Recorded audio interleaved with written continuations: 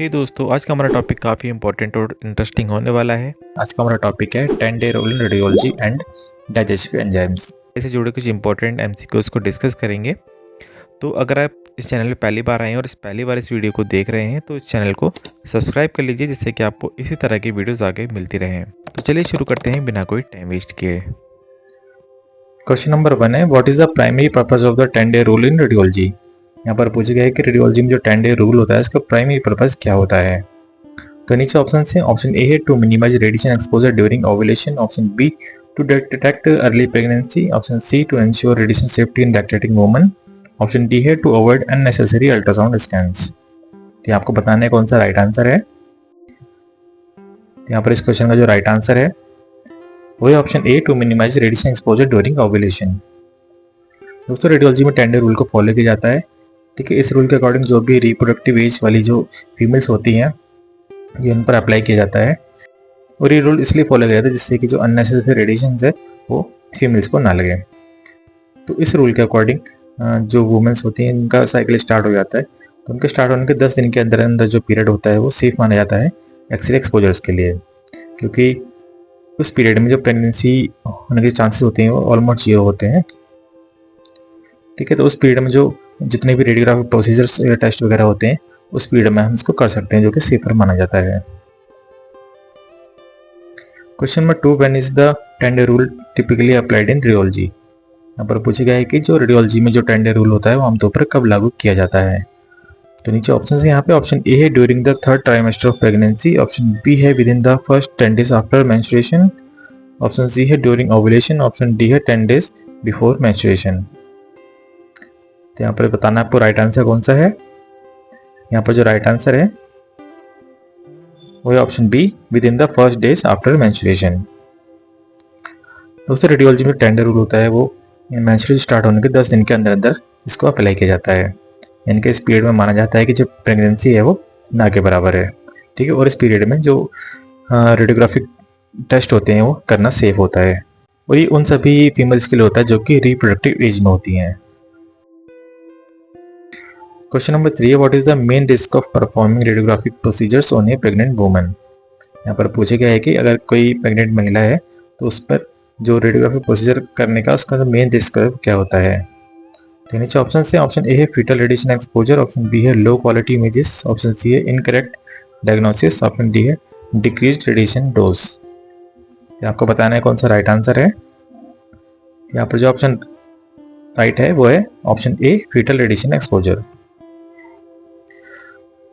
दोस्तों, किसी भी प्रेग्नेंट जो लेडीज होती है उनको रेडियोग्राफिक अगर प्रोसीजर उस पर किया जाता है तो जो फीटल रेडिएशन है यानी कि फीमेल के अंदर जो फीटस पल रहा है उसको रेडिएशन एक्सपोजर होने के चांसेस होते हैं, जिससे कि आगे चलकर उस फीटस में डेवलपमेंटल एब्नॉर्मलिटीज हो सकती हैं। क्वेश्चन नंबर 4 है, what imaging modality is considered safer for pregnant woman. यहाँ पर पूछा गया है कि कौन सी इमेजिंग मोडालिटी है जो कि प्रेग्नेंट वुमन के लिए सेफ मानी जाती है। यानी जो ऑप्शन है, ऑप्शन ए है MRI, option B CT scan, option C X ray, option D nuclear imaging. यहाँ पर इस क्वेश्चन का जो राइट आंसर है वो है ऑप्शन ए एमआरआई। दोस्तों, एमआरआई में किसी भी तरह की आयोनाइजिंग रेडिएशन का यूज नहीं होता है, जैसे कि एक्सरे या सीटी स्कैन या फिर न्यूक्लियर इमेजिंग में होता है। तो इन सब में जो सेफर इमेजिंग मोडालिटी है वो एमआरआई है। Question number 5, which factor determines the sensitivity of the fetus to radiation exposure. यहाँ पर पूछा गया है कि वो कौन सा फैक्टर है जो डिटरमाइन करता है फीटस के रेडिएशन एक्सपोजर के सेंसिटिविटी को। तो यहाँ पर ऑप्शन है, ऑप्शन ए है गेस्टेशनल एज, ऑप्शन बी है मैटरनल एज, ऑप्शन सी है fetal heart rate, option D है फीटल वेट। तो आपको बताना है कौन सा राइट आंसर है। यहाँ पर जो राइट आंसर है वो है ऑप्शन ए गेस्टेशनल एज। दूसरा फीटस होता है सबसे ज़्यादा सेंसिटिव होता है रेडिएशन से फर्स्ट ट्राइमेस्टर में। ठीक है, जो कि 2 से 15 हफ्ते के बीच का टाइम होता है। ठीक है, तो इसको गेस्टेशनल एज बोला जाता है, और फर्स्ट ट्राइमेस्टर में सबसे ज़्यादा सेंसिटिव होता है फीटस। क्वेश्चन नंबर 7 है, what is the purpose of A pregnancy declaration in radiology. यहाँ पर पूछा गया है कि रेडियोलॉजी में जो प्रेगनेंसी डिक्लेयर की जाती है उसका पर्पस क्या होता है। यहाँ पर ऑप्शन है, ऑप्शन ए है to determine radiation dose limits, option B है to confirm patient identity, option C है to protect against unnecessary exposure, option D है टू चेक फॉर एलर्जीज। तो यहाँ पर जो राइट आंसर है वो है option C, to protect against unnecessary exposure. दोस्तों रेडियोलॉजी में अगर कोई प्रेग्नेंट फीमेल आती है तो उसको अपनी प्रेगनेंसी को डिक्लेयर करना बहुत ज़रूरी होता है, और ये ज़रूरी इसलिए होता है जिससे कि जो अननेसेसरी एक्सपोजर्स हैं फीटस को वो ना लगे। Question number 8, which trimester is the foetus most vulnerable to radiation. यहाँ पर पूछा गया है कि फीटस का वो कौन सा ट्राइमेस्टर होता है जिसमें कि सबसे ज़्यादा रेडिएशन से संवेदनशील होता है। तो नीचे ऑप्शन है, ऑप्शन ए है फर्स्ट ट्राइमेस्टर, ऑप्शन बी है सेकंड ट्राइमेस्टर, ऑप्शन सी है थर्ड ट्राइमेस्टर, ऑप्शन डी है ऑल ट्राइमेस्टर इक्वली। यहाँ पर इस क्वेश्चन का राइट आंसर है ऑप्शन ए, फर्स्ट ट्राइमेस्टर। दोस्तों फीटस का जो फर्स्ट ट्राइमेस्टर होता है सबसे ज़्यादा सेंसिटिव होता है रेडिएशन से। इस ट्राइमेस्टर में अगर रेडिएशन लगती है तो उसमें आगे चल के जो डेवलपमेंटल एब्नॉर्मलिटीज आ सकते हैं, क्योंकि इस ट्राइमेस्टर में जो ऑर्गन डेवलपमेंट होता है वो स्टार्ट हो जाता है। Question number 9, which radiographic examination is strictly avoided during pregnancy. यहाँ पर पूछा गया कि प्रेगनेंसी के दौरान वो कौन सा रेडियोग्राफिक एग्जामिनेशन जो कि सख्ती से इसको अवॉइड किया जाता है। तो ऑप्शन है यहाँ पर, ऑप्शन ए है एब्डोमिनल एक्सरे, ऑप्शन बी है डेंटल एक्सरे, ऑप्शन सी है चेस्ट एक्सरे, ऑप्शन डी है एमआरआई। तो यहाँ पर इस क्वेश्चन का जो राइट आंसर है वो है ऑप्शन ए, एब्डोमिनल एक्सरे। दोस्तों प्रेगनेंसी के दौरान जो एब्डोमिनल एक्सरे होते हैं सख्ती से इनको अवॉइड करना चाहिए, क्योंकि एब्डोमिनल एक्सरे में जो फीटस होता है उसको रेडिएशन मिलती है जो कि अननेसेसरी रेडिएशन होती है। बाकी जो डेंटल एक्सरे और चेस्ट एक्सरे इनको काफ़ी हद तक इनको किया जा सकता है सेफ्टी के साथ, यानी कि लेड एप्रिन का यूज़ करके, जिसको हम कर सकते हैं अगर बहुत ज़रूरी है। बट जो एब्डोमिनल एक्सरे वो अवॉइड करना चाहिए जब तक कि बहुत ही ज़्यादा ज़रूरी ना हो। Question number 10, what is the purpose of using lead shielding in a pregnant patients during radiography. यहाँ पूछा गया है कि रेडियोग्राफी के दौरान जो प्रेग्नेंट पेशेंट्स होती हैं उनमें लेड शील्डिंग का यूज़ करने का क्या मतलब होता है। तो ऑप्शन है यहाँ पर, to reduce radiation exposure to the foetus, option B है to enhance image quality, option C है to block scattered radiation, option D है टू प्रिवेंट पेशेंट मूवमेंट। तो यहाँ पर जो राइट आंसर है वो है option A, to reduce radiation exposure to the foetus. दोस्तों रेडियोग्राफी के दौरान हम जो लेड शील्ड यूज़ करते हैं उसका पर्पस यही होता है कि जो प्रेग्नेंट पेशेंट्स हैं शील्ड किया जाए, जिससे कि जो फीटस है उसको अननेसेसरी रेडिएशन ना लगे। जैसे अगर कोई फीमेल पेशेंट आती है, अगर उसका चेस्ट एक्सरे होना है, उसको ज़रूरी होना है, तो हम एब्डोमिनल एरिया है इसमें लेड शील्डिंग का यूज़ करते हैं, जिससे कि जो एब्डोमिनल एरिया इसको लेड शील्ड कवर करते हैं और फिर चेस्ट एक्सरे लेते हैं, जिससे कि जो रेडिएशन है वो फीटस को ना लगे।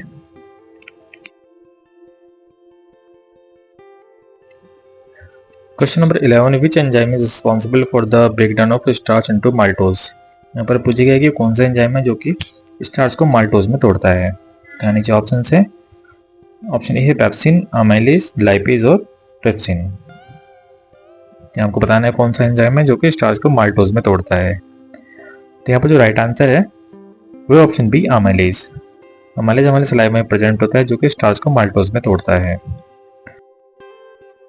Question number 12, which enzyme is secreted by the stomach to digest proteins. यहाँ पर पूछा गया है कि हमारे स्टमक में कौन सा एंजाइम सीक्रेट होता है जो कि प्रोटीन को डाइजेस्ट करता है। तो नीचे ऑप्शन है, ऑप्शन ए है lipase, option B trypsin, option C pepsin, option D maltase. तो यहाँ पर जो राइट आंसर है वो है ऑप्शन सी, पेप्सिन। हमारे स्टमक में पेप्सिन एंजाइम होता है जो कि प्रोटीन्स को स्मॉलर पेप्टाइड्स में तोड़ता है। Question number 13, which of the following enzymes helps in fat digestion. यहाँ पर पूछा गया है कि इसमें से कौन सा एंजाइम फैट के डाइजेशन में हेल्प करता है। तो नीचे ऑप्शंस हैं, लाइपेज, अमाइलेज, पेप्टाइडेज या फिर सुक्रेज। तो यहाँ पर जो राइट आंसर है वो है ऑप्शन ए, लाइपेज। जो लाइपेज है वो फैट के डाइजेशन में हेल्प करता है। Question number 14, what is the function of lactase in the human digestive system. यहाँ पर पूछा गया है कि लैक्टेज का फंक्शन क्या होता है। तो नीचे ऑप्शन है, ऑप्शन ए है डाइजेस्ट ग्लूकोज, ऑप्शन बी है breaks down lactose into glucose and galactose, option C है हाइड्रोलाइजिस प्रोटीन्स, ऑप्शन डी है डिकम्पोजेस स्टार्च। तो यहाँ पर जो राइट आंसर है वो है option B, breaks down lactose into glucose and galactose. जो लैक्टेज एंजाइम होता है वो लैक्टोज को तोड़ता है, जो कि मिल्क का एक शुगर होता है जो कि मिल्क में होता है। ये लैक्टोज को ग्लूकोज और गैलेक्टोज में तोड़ता है। क्वेश्चन नंबर 15 है विच enzyme is responsible for the digestion of nucleic acids. यहाँ पर पूछेगा कौन सा एंजाइम रिस्पॉन्सिबल होता है न्यूक्लिक एसिड्स के डाइजेशन के लिए। तो नीचे ऑप्शन है यहाँ पर न्यूक्लियस, प्रोटीएस, लाइपेज या फिर अमाइलेज। तो राइट आंसर है यहाँ पर न्यूक्लियस। जो न्यूक्लियस एंजाइम होता है वो डीएनए और आरएनए को उनके न्यूक्लियोटाइड कंपोनेंट्स में तोड़ता है। क्वेश्चन नंबर 16 है where is the enzyme sucrase primarily active. यहाँ पर पूछेगा कि जो एंजाइम सुक्रेज होता है वो प्राइमरली कहाँ पर एक्टिव होता है। तो ऑप्शन है यहाँ पर स्टमक, स्मॉल इंटेस्टाइन, लिवर या फिर पैनक्रियाज। दोस्तों सुक्रेज जो होता है वो स्मॉल इंटेस्टाइन के द्वारा सीक्रेट किया जाता है, जो कि ब्रेक डाउन करता है सुक्रोज को ग्लूकोज और फ्रक्टोज में। Question number 17 what is the optimal pH for pepsin activity. यहाँ पर पूछेगा कि पेप्सिन की एक्टिविटी के लिए जो ऑप्टिमल पीएच होता है वो कितना होता है। तो नीचे ऑप्शन है यहाँ पर 8.5, 2.0, 7.4 या 5.5। तो यहाँ पर जो राइट आंसर है वो है ऑप्शन बी 2.0। जो पेप्सिन होता है वो बहुत अच्छे से काम करता है एसिडिक कंडीशन में, ठीक है, जो कि हमारे स्टमक का पीएच होता है 2, ठीक है। इसके लिए जो पीएच 2 होता है वो बेस्ट होता है काम करने के लिए। Question number 18 which enzyme catalyses the breakdown of maltose into glucose. यहाँ पर पूछेगा कौन सा एंजाइम माल्टोज को ग्लूकोज में कन्वर्ट करने में हेल्प करता है, ठीक है। ऑप्शन है यहाँ पर ऑप्शन ए है maltase, option B lipase, option C peptidase, option D amylase. तो यहाँ पर जो राइट आंसर है वो है ऑप्शन ए माल्टेज। जो एंजाइम माल्टेज होता है वो कैटेलाइज करता है माल्टोज के ब्रेकडाउन को ग्लूकोज में। Question number 19 which of the following enzymes is secreted by the pancreas. यहाँ पर पूछेगा इसमें से कौन से एंजाइम्स पैनक्रियाज के द्वारा सीक्रेट किए जाते हैं। तो ऑप्शन है यहाँ पर अमाइलेज, पेप्सिन, लैक्टेज या फिर ट्रिप्सिन। तो यहाँ पर जो राइट आंसर है वो ऑप्शन डी ट्रिप्सिन। जैसे पैनक्रियाज ट्रिप्सिन को सीक्रेट करता है जो कि हमारे प्रोटीन्स के डाइजेशन में हेल्प करता है।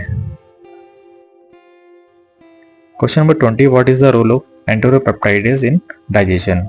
यहाँ पूछेगा है कि हमारे डाइजेशन में एंटेरोपेप्टाइडेज का क्या रोल होता है।